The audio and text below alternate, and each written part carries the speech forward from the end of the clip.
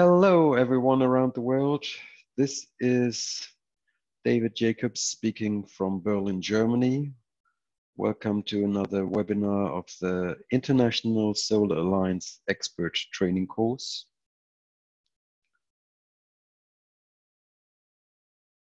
As you probably already know, this is a combined training course offered by the International Solar Alliance and the Clean Energy Solution Center, assisting countries with clean energy policies.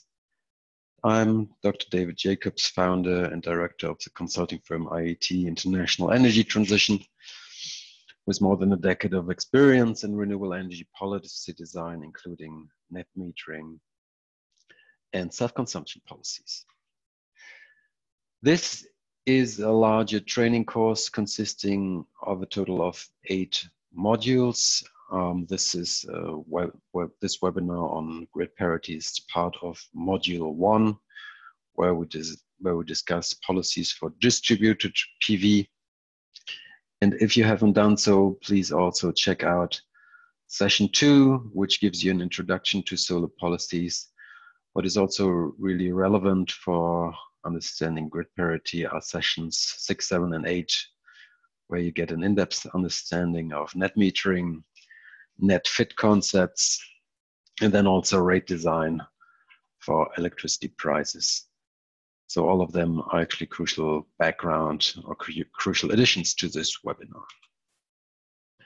As always, we start with an introduction of the learning objective, then move over to a simplistic and a more advanced concept of grid parity.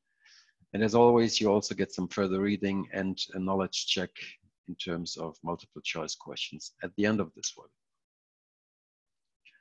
So looking at the learning objectives, first of all, as you will learn, there is a very simplistic concept of grid parity, which can be explained in less than a minute.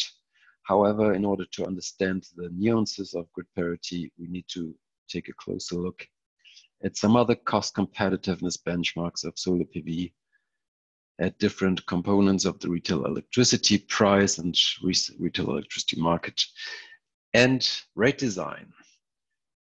I also wanted to highlight in a little excursion at the end of this webinar the death spiral argument. In case you haven't heard of it, you can look forward to this little excursion. And I also wanted to highlight some risks which are related to project finance via self-consumptions, and how these risks also effectively slow down this market segment, and also counterbalancing the so-called death spiral argument. But more on this later. So first of all, let's take a closer look at some of the background. That means decreasing cost for solar PV, and also in many countries increasing retail electricity prices, because this is sort of the backbone of the grid parity concept. So here just a few graphs which you probably have seen already. Here a recent graph from the IRENA Renewable Energy Cost Database, showing you the development of solar PV in different markets around the world. Without going into any detail here, it's clear that they have been going down quite significantly over the last decade, from 40, 50 up to 80% in some markets. And this is actually not only true for rooftop solar PV, but this is actually true for all types of solar PV projects, for residential, commercial, utility scale, and even large scale utility scale projects. Here also an interesting graph from ANREL, which is depicting the evolution from 2010 to 2017 in the United States. So this just as a very generic background. What is also important to understand is that it's not only the cost of solar PV, which has decreased, according to IRENA, by 73% between 2010 and 2017, but also battery costs have declined rapidly, also 73% between 2010 and 2016, which is of course important for the self-consumption prosumer market segment, because by adding a battery to your solar PV system, you can increase your self-consumption ratio, you can increase your degree of autarky in your system. And in some markets where you don't have a lot of seasonal variations, you might actually be able to go fully off-grid in terms of grid affection. So these are very important aspects to keep in mind when we talk about grid parity. And this is a trend which is probably not going to stand still anytime soon. There has been quite a lot of analysis about the past cost decline of solar PV. You probably heard of some learning rate assessments, learning rate theories saying that by each doubling of the installed solar capacity around the globe, the solar PV costs have actually gone down by 19 to 23%. So now, of course, each doubling of the solar PV capacity takes a little bit longer than it took at the earlier stages of market introduction, because we're just talking about much larger volumes of solar PV, which would need to be deployed. But prices will continue to go down.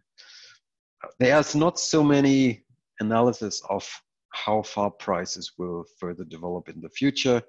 There has been one study done by a German think tank called Agora Energiewende, where they try to analyze potential cost reductions in solar PV until 2050, looking at the different components of a solar PV system, but also looking at installation costs and so on.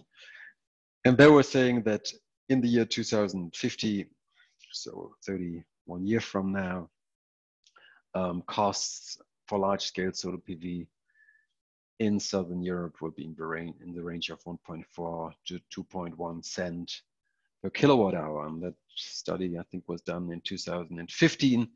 But already in 2016, we saw prices in that range happening in some markets around the world. You probably know about the solar, the famous Saudi Arabia auctions, where they managed to get results below 2 cents per kilowatt hour, and also in the United Arab Emirates, Chile, Mexico. We have seen quite low prices in recent solar PV auctions. So it is unclear how low prices will get until 2030, 2040, 2050. But the trend that prices will continue to go down is not really debatable. And at the same time, we also see an increase of retail electricity prices. This, of course, differs from one jurisdiction to the next. And also the reasons for these increases differ quite significantly. In many developing countries and emerging economies, we actually see an elimination or at least reduction of subsidies, which of course leads to an increase of electricity prices, at least for some customer classes. We also see the necessity of grid expansion, grid reinforcement as we move towards renewable energy-based power systems, because frequently the best resource areas for solar PV and wind energy are in regions where the grid has not reached so far, so the grid needs to be expanded and then also upgraded to transport the power from the solar and wind hotspots to the actual load centers. And also carbon pricing is starting to play a more and more significant role, especially on the wholesale electricity market, of course, which will then trickle down to the retail electricity price. Even though this has not been substantial price increases, this will probably be one of the major cost drivers in the midterm future.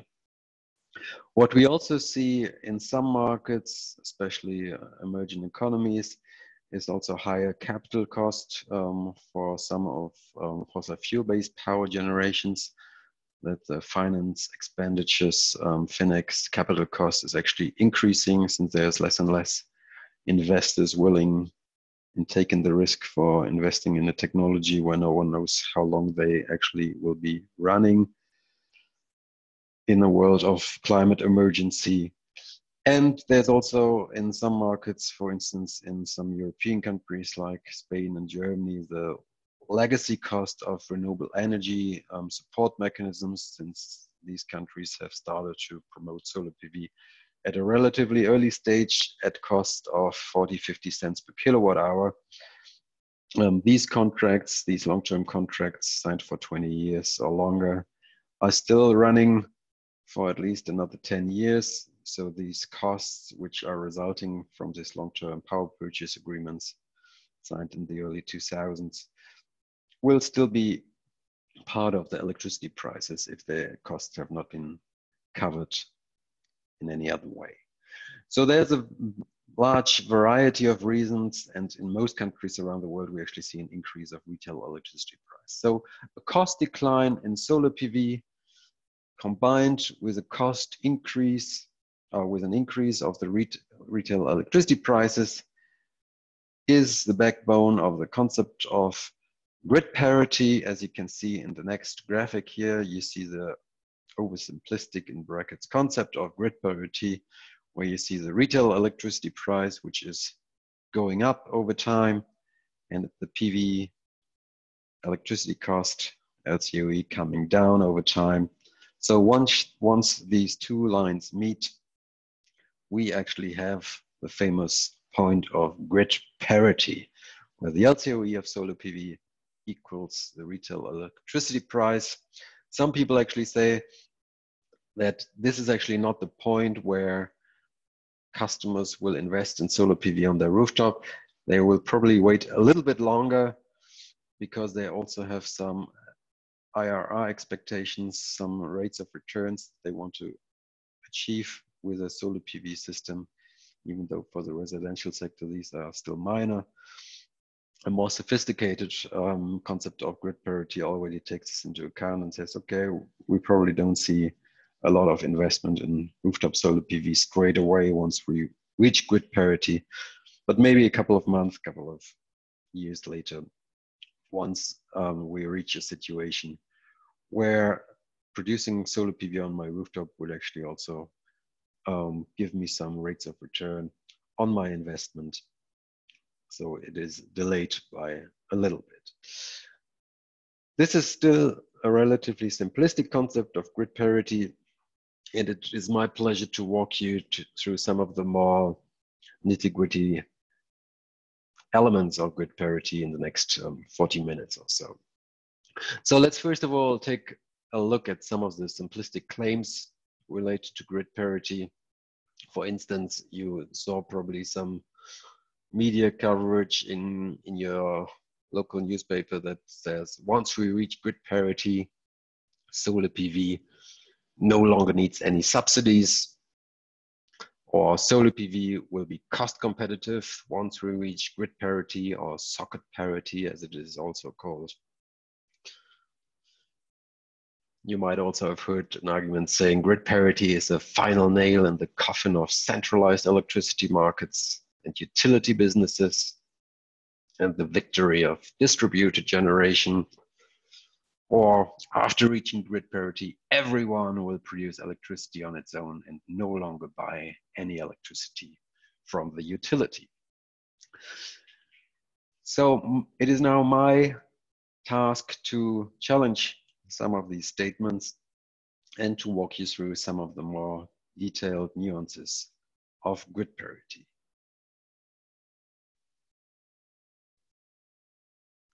So first of all, grid parity, or socket parity as it is also called, is not the only benchmark for solar cost competitiveness. Actually, you have to look at different market segments for solar PV and different market types which also exist around the world to understand the different cost competitiveness benchmarks for solar PV. And I try to depict this here in a simple table where you can see that grid parity, or retail parity as you can also call it, is actually relevant for a very specific market segment, and this is distributed generation, small scale solar PV systems on rooftops, which are normally subject to behind the meter regulation.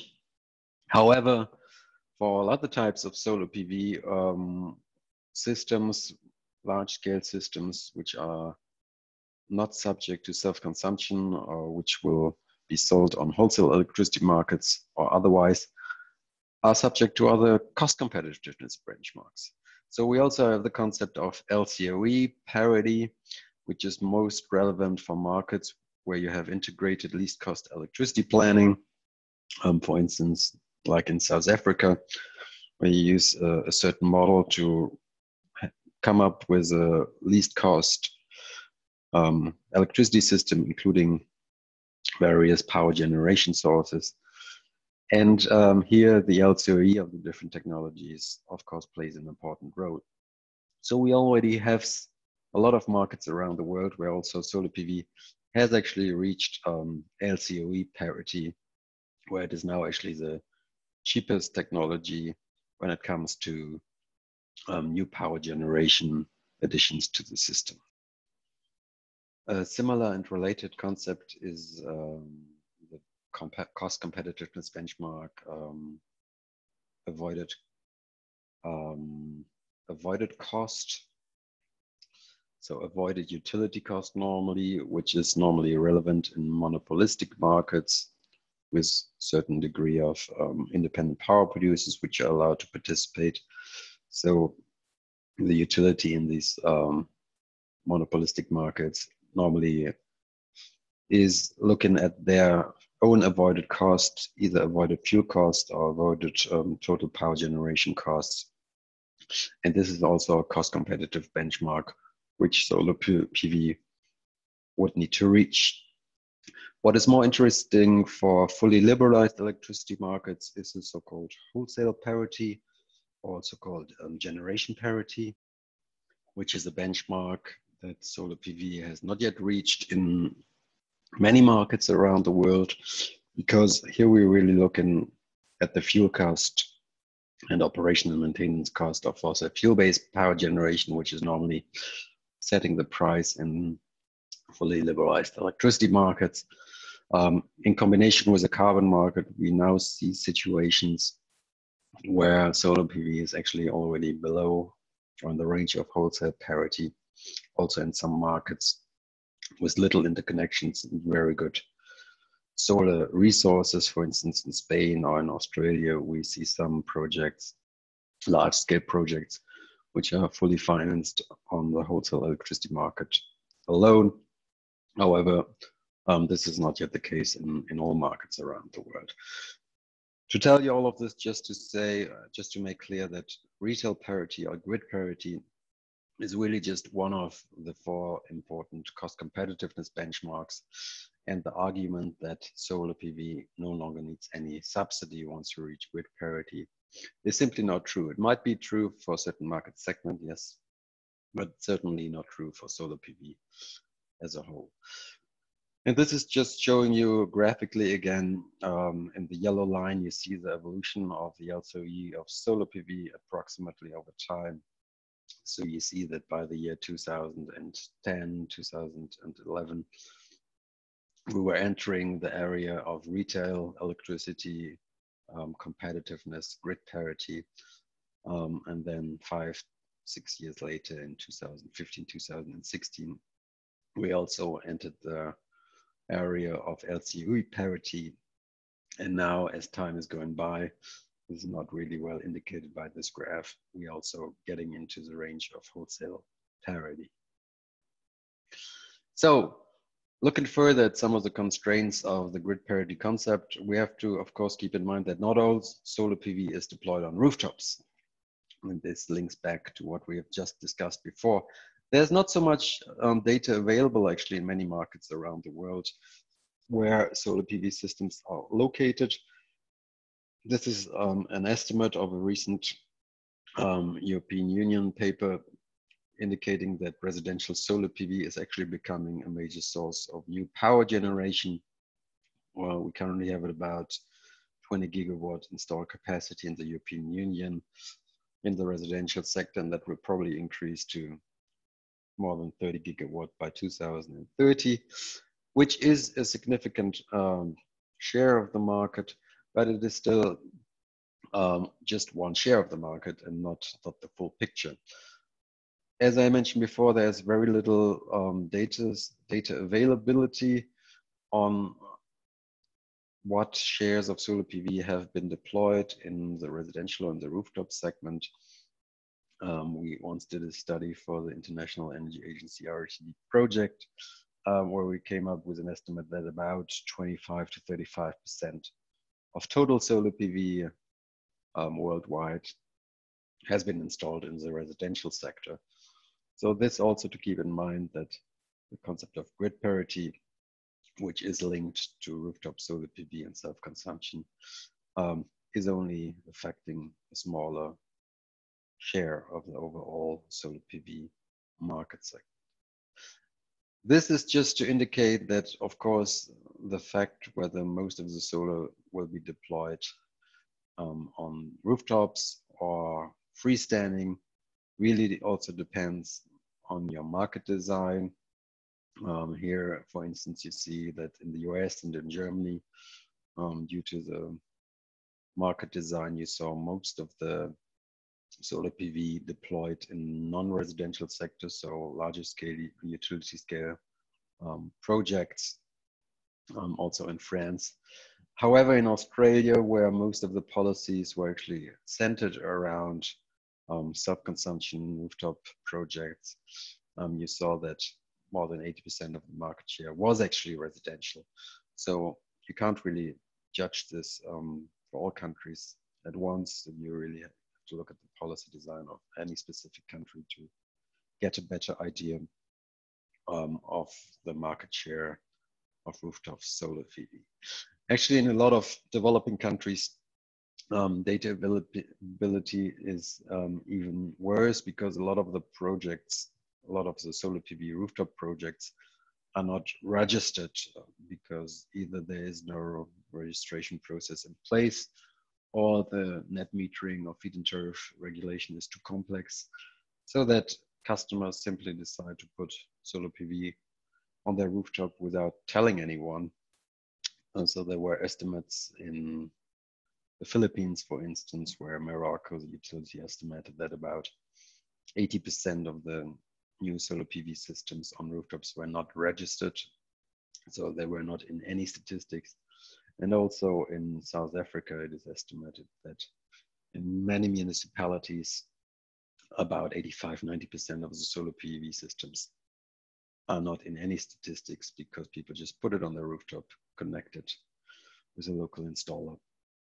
And no one knows about it except maybe for the utility who suddenly sees a drop in electricity demand from the specific customer. So this just as some general background.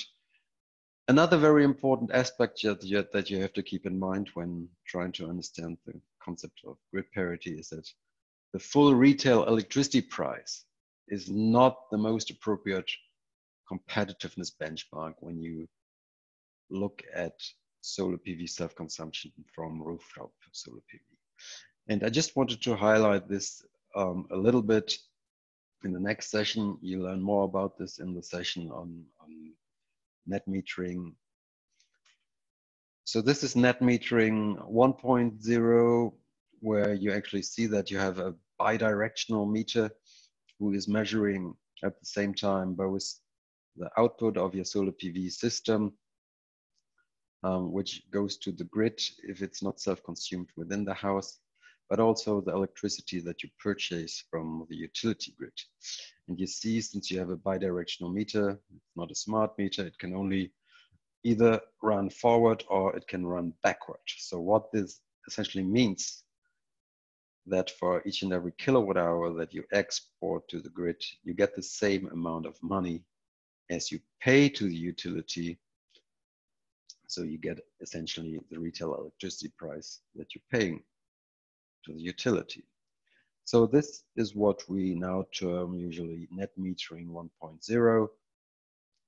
However, in many jurisdictions, this has now changed because the utility was frequently saying, hey, it's not fair that I have to pay this prosumer exactly the amount of money that he pays for the electricity that he's buying from me, because the electricity that he's buying from me includes a lot of different components. And this is what I wanted to look at with you right now. So this is a typical composition of a residential retail electricity price, where you see about 60% of the total cost related to generation, so to actual power generation, let it be from coal or from solar or from wind, etc. And then about 20% related to distribution grid, maintenance, upgrade, etc. And then another 20% going into the cost for the transmission grid.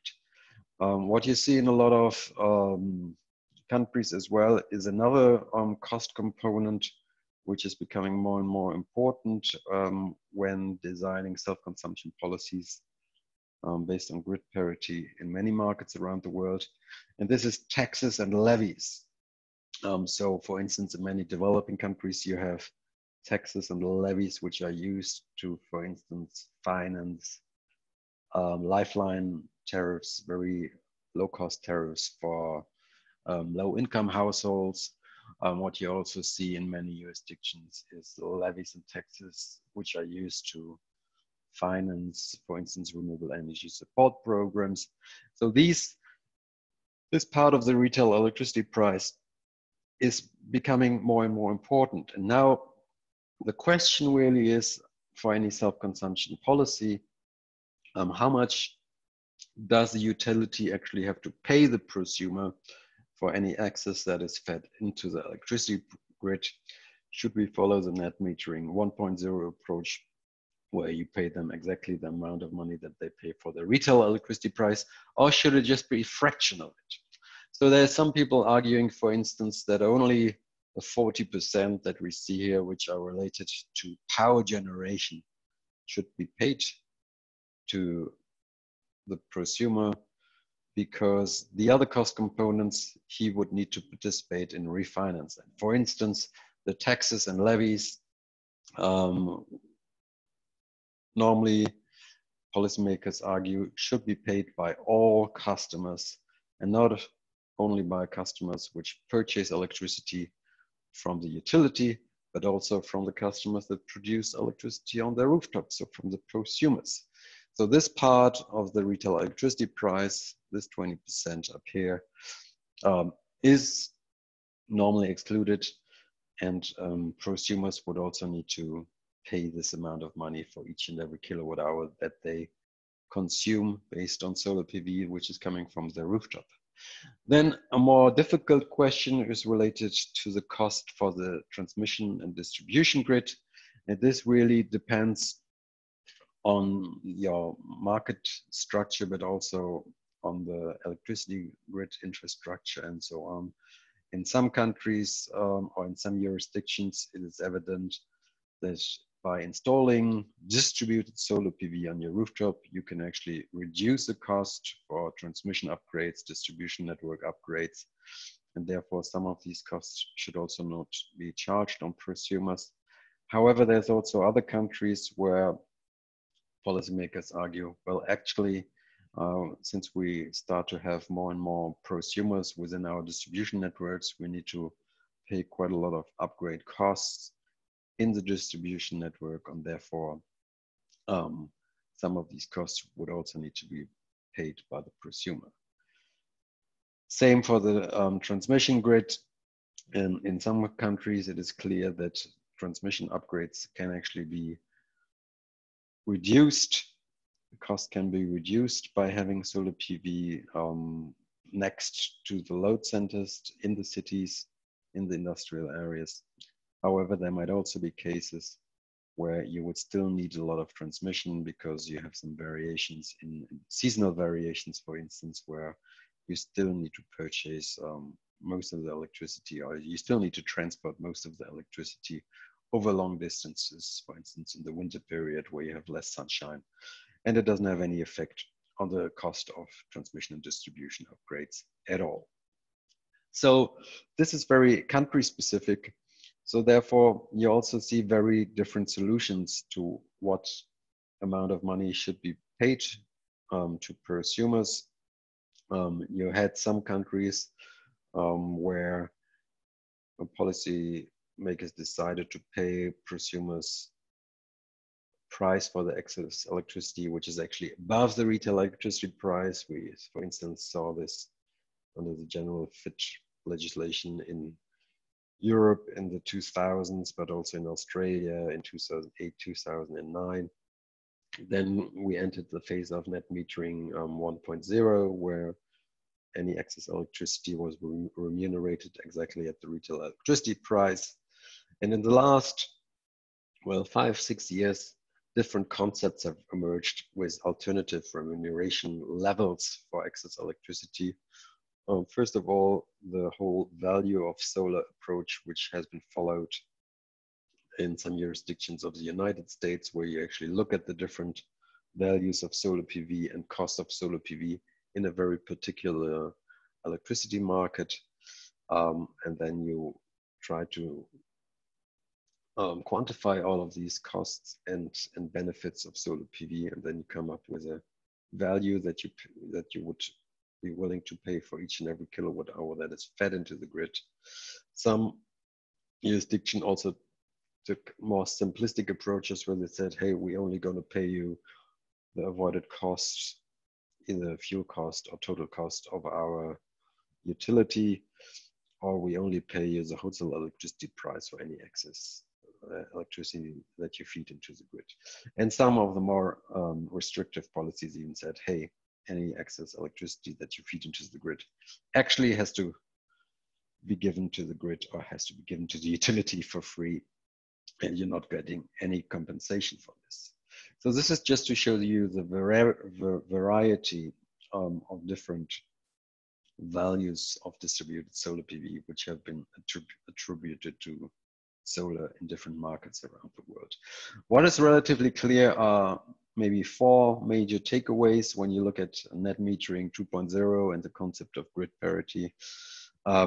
So in a first step, I always recommend that policymakers should assess the value of solar PV within the very specific jurisdiction by looking, for instance, at the effect that solar PV has on distribution network upgrades, transmission network upgrades, also what kind of ancillary services can solar PV provide to the electricity system, stabilizing it, and so on.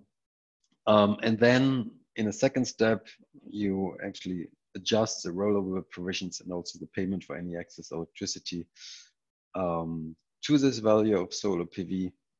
What you see in many markets around the world is also that prosumers are forced into time of use tariffs to also incentivize some more electricity friendly behavior of these customers. And what is also becoming more and more evident is that prosumers would also need to pay some non-bypassable charges. These are the taxes and levies that we just discussed a couple of minutes ago, that they would also need to pay them, because these taxes or levies are normally implemented to pay some overall cost of the electricity system, where it would not be fair to say only normal customers need to pay them and prosumers are kind of exempted from that. So this was a little excursion from net metering 2.0, 1.0 in terms of with regards to the concept of grid parity. What is also very important to keep in mind is that grid parity differs from one customer class to the next. And this is also frequently overlooked, that there is a fear that all of a sudden all of the customers in the country will move away from buying electricity from the utility, and everyone at the same time will start deploying solar PV on their rooftops. This is normally not the case, because the electricity prices that different customers need to pay are significantly different. So in most markets around the world, we have these types of customers. We have low-income residential customers, which normally only have to pay so-called lifeline tariff, a very low electricity price, especially in developing countries. Then we have residential, commercial, and industrial customers. And then we frequently, especially in developed countries, also called developed countries, we also have industrial and industrial customers which are energy intensive industries, and they are normally benefiting to a certain extent that by purchasing large amounts of electricity, they also get very cheap prices, or they are in fact subsidized by the electricity system design, because in all of the cases, they're actually subject to international competition. So when we look at these now and the typical rates they have to pay, we also understand that grid parity does not happen to all of them at once. Looking at sample electricity price levels in developing countries, we actually see frequently cross-subsidization from the industrial and commercial sector to the residential sector. So you here see on the very left the lifeline tariff. Let's say it's 3 cents per kilowatt hour, then a slightly higher normal residential tariff. This is normally also inclining block rate tariff, so that it goes up with increase of electricity demand within a household.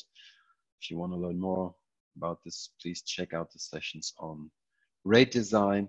And then we have normally relatively high or even quite high commercial and industrial electricity prices, which are also used to subsidize the residential and the low-income households. So if you then say, hey, our LCO year of rooftop solar PV is around 13 cents per kilowatt hour, you quite easily see that, especially for commercial and industrial sector, self-consumption makes sense. We have already reached grid parity here in these for these customer classes a long time ago. And this also reflects the reality in many developing countries that especially the commercial sector, which is normally confronted with very high electricity prices, for instance, hotels or any other commercial activities, big malls, they are very interested in deploying solar PV on their rooftop, because for them, the savings can be gained with very short payback periods, maybe just 2, 3, 4 years. Industrial sector is, of course, a little bit more different because their electricity demand usually exceeds the roof space they have available. So they're normally looking at different ways of procuring solar PV, larger scale solar PV, maybe in terms of corporate PPAs, but that's a different story. It looks very much different when you compare developing countries with so-called developed world, where, for instance, in Europe, we have normally customer classes which are the same, but which face very almost opposite electricity prices. So we normally have the residential and the commercial sectors subsidizing the industrial and energy intensive sector. And therefore, when you also look at an LCOE of solar PV in the range of 13 cents, maybe it's only 10 cents a day, but the story is more or less the same. You see that, yes, for the residential and for the commercial sector, it makes already a lot of sense to invest in rooftop solar PV because grid parity has been reached a long time ago. However, for industrial customers and especially for energy intensive industries, this is not a relative cost competitiveness benchmarks because they're actually getting cheaper electricity by buying it directly on the electricity wholesale market. What is also very important to note is that different customer classes also have different expectations when it comes to amortization periods and also rates of return. So some analysis also on behalf of the IARTD program shown that for the residential sector in the developed countries, we frequently see relatively long payback periods up to 15 years. Fine for people living in their house because they know that they're probably still going to be living there for another 20, 30 years. So they don't really mind having this long period payback periods. Already in the commercial sector, This is significantly lower because a business does not really know what will happen within the next 10 years. Normally 4 or 5 years is a time span which they can still foresee to a certain extent. So they're normally looking at payback periods of, well, 4, 5, 6, 7, maximum 8 years, but anything longer than this is actually out of scope for them.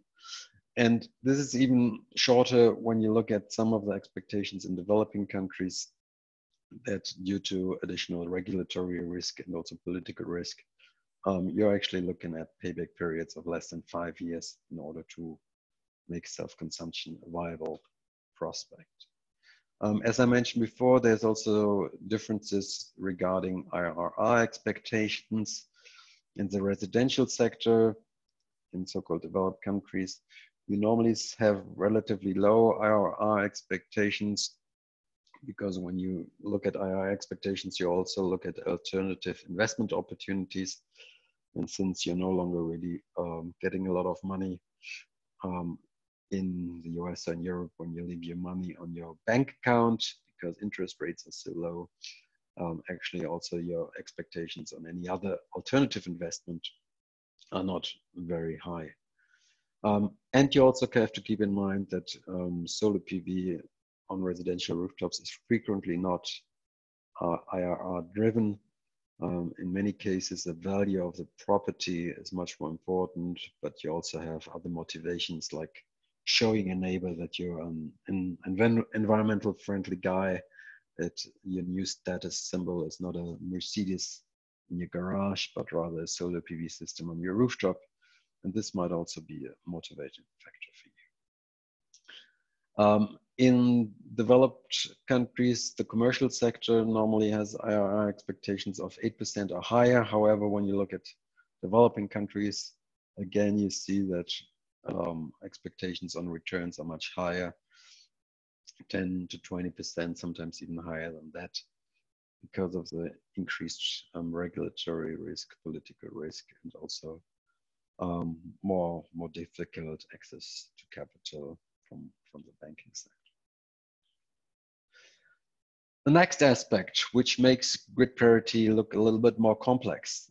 Grid parity differs depending on your rate structure. And here I already wanted to highlight that there's 2 in-depth sessions, 2 hours in-depth on solar PV and rate design. So please also check them out if you want to learn more on this aspect. Here are just a few of the highlights. When we look at a typical residential customer, in many countries and many jurisdictions around the world, there are either 100% volumetric charges or you have a very small fixed charge. So volumetric charge means that all of the payment that the utility or grid operator receives from you are actually paid per kilowatt hour and not per kilowatt installed, or as a fixed cost, fixed monthly cost that you would have to pay to your utility.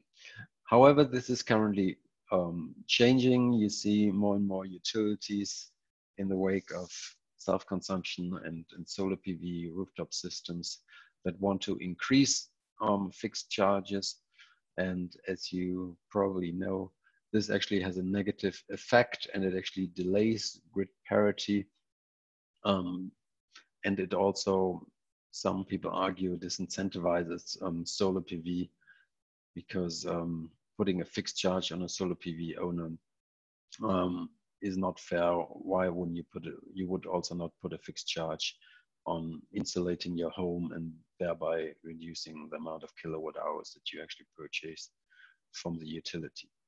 However, that's a different discussion. I don't want to go into any detail here, just that you keep in mind that by increasing fixed charges, reducing volumetric charges, but also by introducing demand charges or the changes to your rate design, you can actually delay grid parity quite considerably.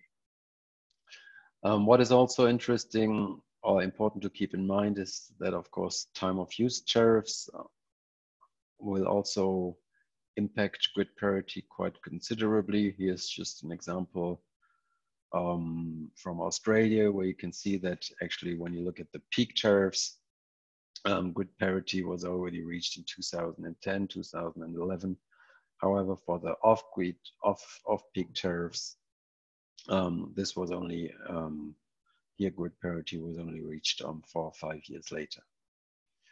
And of course, when you have subsidized electricity prices, as we have discussed before with lifeline tariffs in developing countries, you actually see that you might not get to any point of grid parity anytime soon, because these electricity prices are so low that it might still take a decade or more until the LCOE of solar PV is less than the subsidized electricity price for low-income households, which probably requires different types of policies that you would need to put in place in order to allow low-income households with lifeline tariffs to also invest in rooftop solar PV. So as mentioned before, please also check out session 8, A and B, 2 hours on rate design. So this might be some important backup to this session. So these were just some of the concepts that you need to, or some of the aspects you need to understand when you really want to understand grid parity. But I also wanted to discuss with you some of the more general barriers to rooftop solar PV uptake based on grid parity and self-consumptions. And here I particularly wanted to highlight 2 barriers, being the availability of roof space and then also access to capital. So keep in mind the availability of roof space can also be a barrier to self-consumption after grid parity has been reached. So when you do the analysis in different countries, you see that grid parity has been reached already for a couple of years.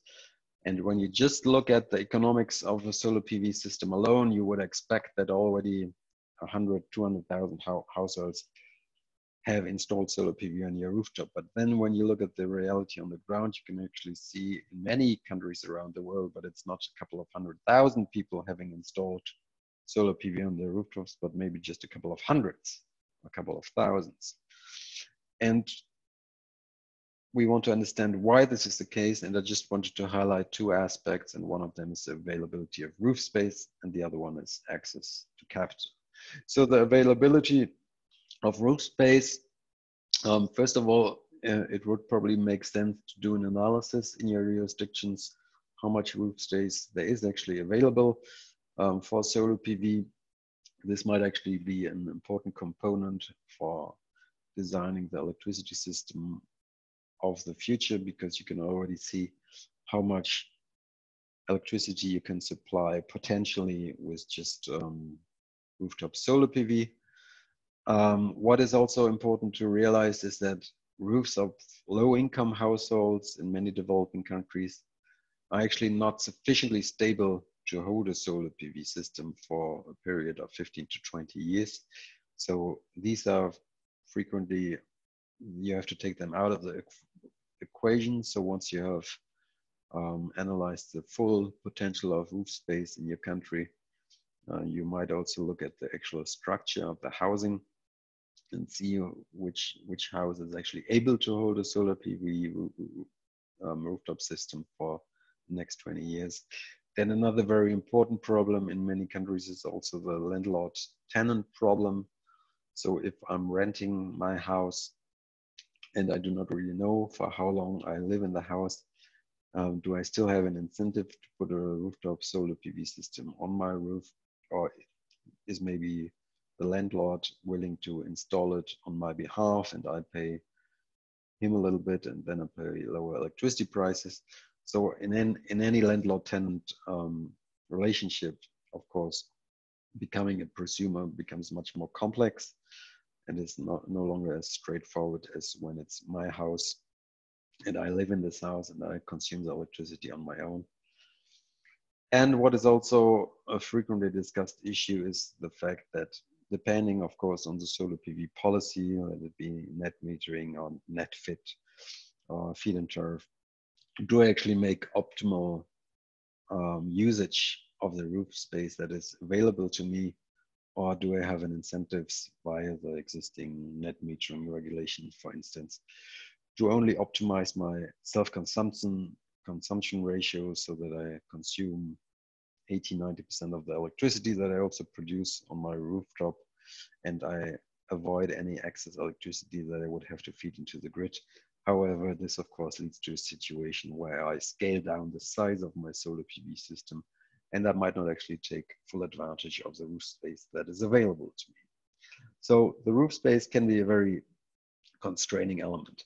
What is even more constraining is access to and cost of capital.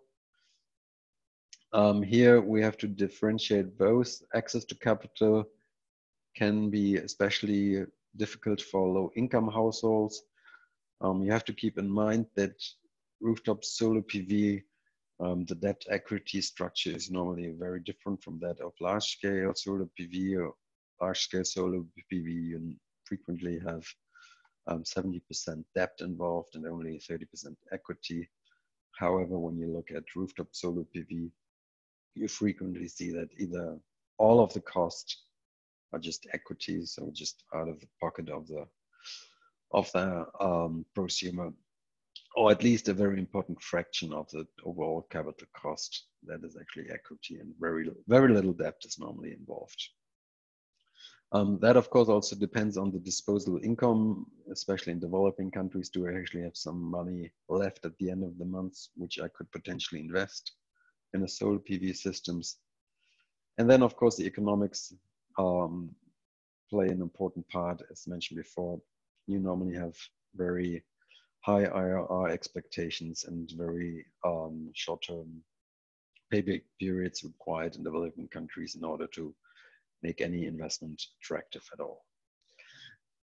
What is frequently overlooked as well are the additional risks for any finance based on self-consumption. So when you can compare, for instance, having a solar PV on your rooftop, which you can finance via feed-in tariff, versus a solar PV rooftop, which you finance via a net metering scheme, you have the risk that, for instance, your electricity demand, your own electricity demand changes.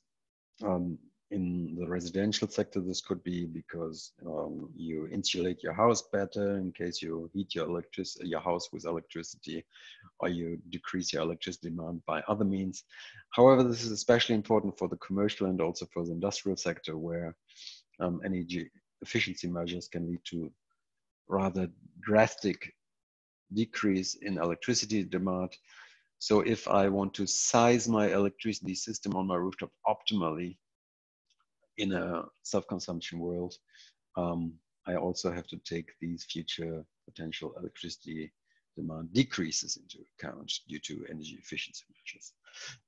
As mentioned in more detail in session 8, that any change to the rate design, for instance, the introduction of a fixed charge, can undermine my investment on the self-consumption.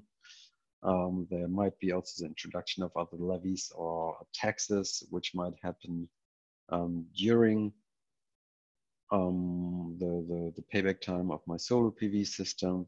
Changes to the net metering policy or the self-consumption regulations, changes to the tax laws might also undermine my investment. And also changes to the electricity market design and overall regulation. So you see there's actually a handful of risks that you have to face when you want to finance your solar PV systems with self-consumption alone. And therefore, it's normally recommended that next to your self-consumption policy, to at least have some very low payment for any excess electricity that you could potentially feed into the grid, because this could then be really a fallback option for any investor who says, okay, even though I might consume less in my own household because I do some energy efficiency measures, even though there's fixed charges, I still have the chance to feed all of the electricity that I produce back into the grid, even though I don't get a lot of money. The money that I get per kilowatt hour might actually be sufficient to get some interested access to finance for my solar PV rooftop system. The risk is, of course, also plays an important part when it comes to access or capital cost, not access to capital, but more capital cost. Here just an example from an analysis in the European Union where they were actually comparing the weighted average cost of capital for different power generation technologies. Here's an example for wind, but the same is actually true for solar PV. So that you can see that in some of the areas, in the sunny southern areas of Europe, in Greece and in Spain, you have a better solar radiation, but you also have higher cost of capital, higher interest rates, and also higher IRR expectations.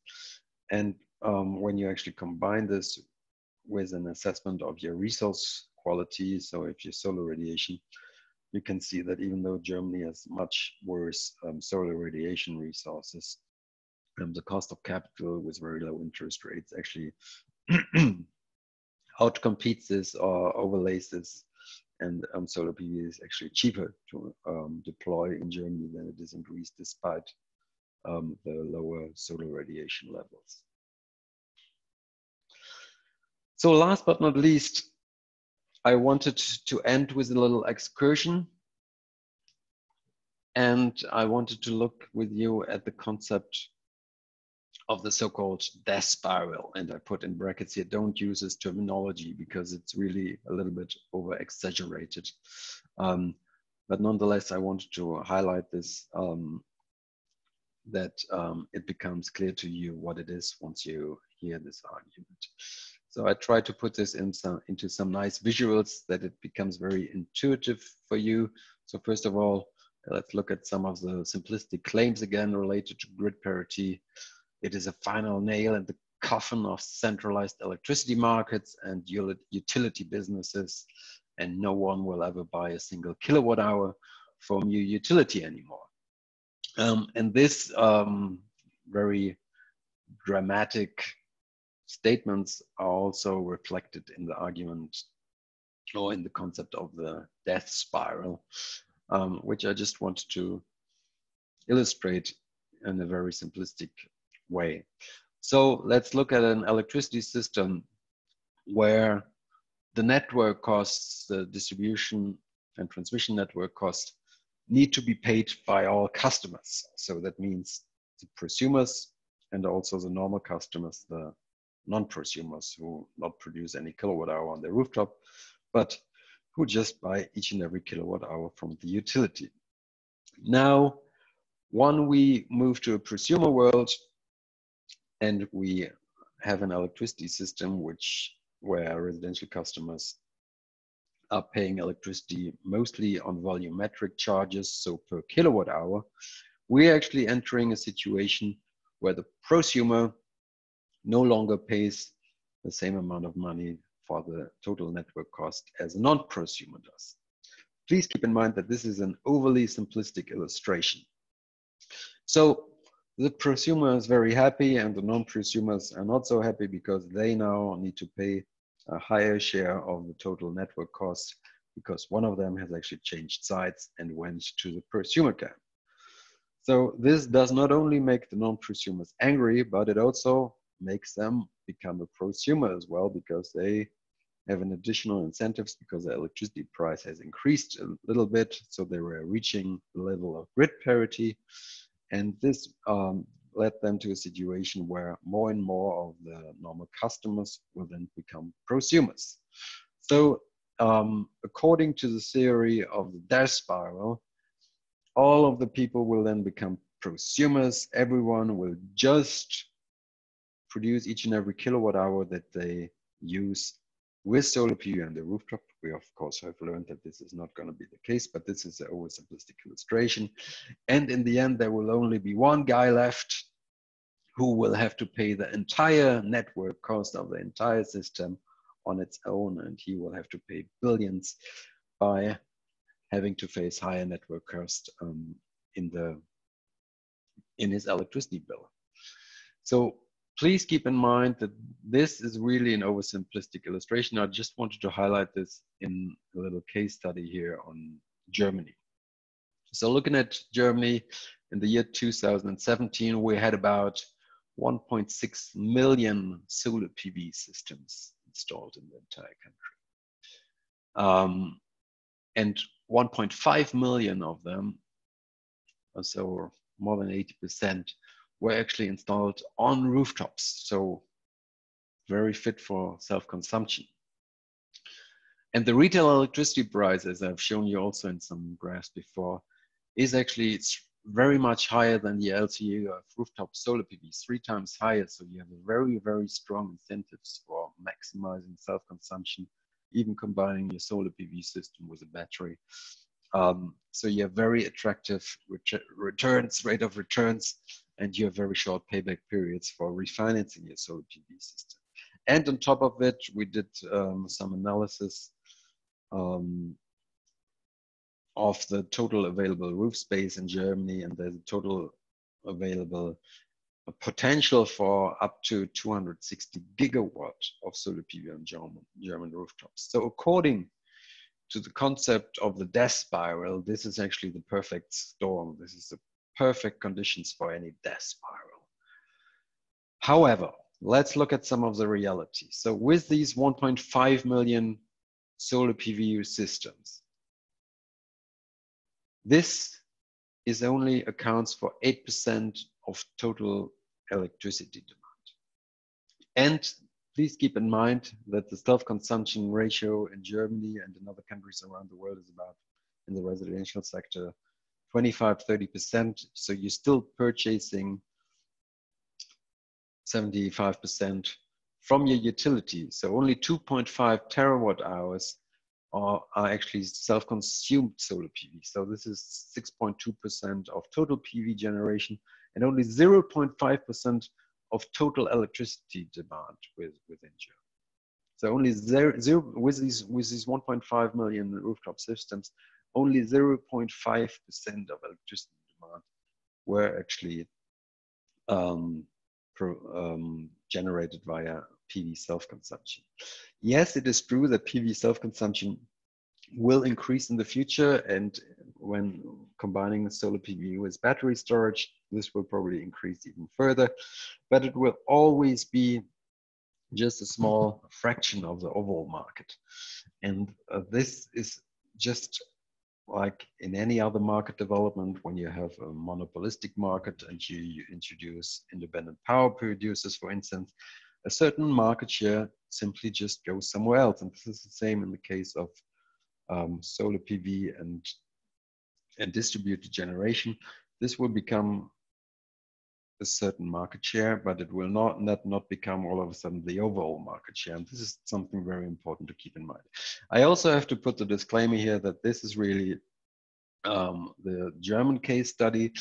It might look very different when you look, for instance, at a small island like Mauritius, where you don't have so much of commercial and industrial electricity demand, or maybe where most of the electricity demand comes from the commercial sector. And the commercial sector has a strong incentive to put solar PV on the hotels, for instance, in Mauritius. So then all of a sudden, the impact of self-consumptions on the total electricity system and on refinancing the entire electricity system might be felt much more immediately. So please also do the analysis within each and every jurisdiction, within your jurisdiction. But just to put it as a disclaimer, there's no death spiral where all of a sudden the utility will go bankrupt from one day to the next. It is just that a certain market share will probably go to the self-consumption sector, and the system simply has to adjust to this. So here just a quick summary of the various aspects that we have discussed today.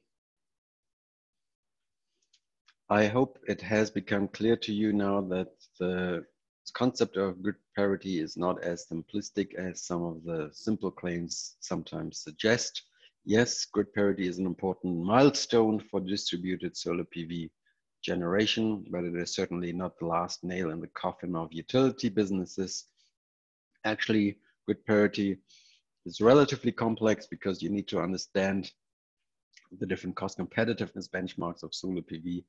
You need to understand different customer classes. and that not all customers will move towards self-consumption simultaneously. You need to understand rate design, the impact of fixed charges, of time of use rates, and so on. And what is also very important when you look at the potential growth of the distributed generation market within your country, please also do not just look at the pure economics of self-consumption and grid parity, but also take some of the limiting barriers into account, like the availability of roof space, but also the access to capital and the cost of capital. So thank you very much for listening. As always, you get a lot of further reading here on net metering and grid parity and solar PV. Thanks very much on behalf of the International Solar Alliance and the Clean Energy Solutions Center. As always, there's some final knowledge checks at the end of this, and I'm really looking forward to hearing you soon in the next webinar. Thank you.